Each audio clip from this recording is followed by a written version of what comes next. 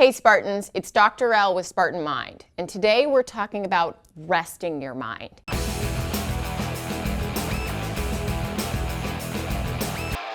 Today we're talking about resting your mind. And the reason this is important is the same reason it's important to rest your body, right? So as a Spartan, when you're training for a race or you're being super physical and rest is part of your training package, why do you rest? You rest to avoid injury, you rest to actually increase your performance, and you rest so that you reduce your risk of burnout.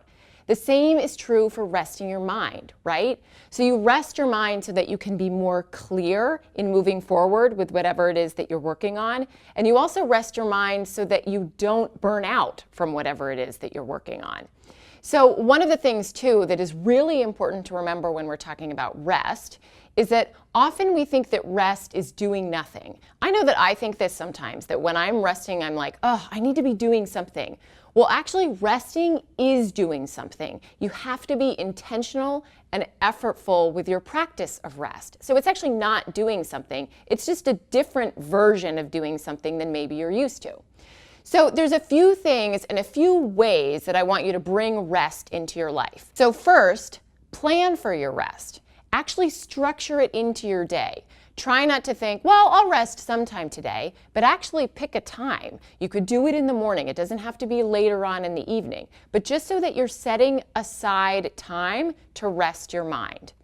The second is get outside of this world. Whether that's using a book like Hello, Harry Potter, or using art, something that really kind of shifts you away from where you are right now in the world and gets you a little bit outside of it. So then when you're brought back into the world, you have a clearer head. And the third is tell somebody you're resting.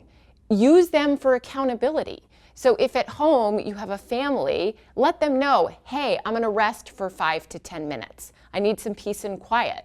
Let them know so that they don't disturb you and so that they hold you accountable. If you're at work, you can do the same thing with your colleagues. Hey, remind me at 12 o'clock that I need to just take a break. Or when you're taking a break, tell somebody, I'll be back in 10 minutes. I'll pick up the phone when I get back. Make sure that you're being held accountable and bring people in to help support you.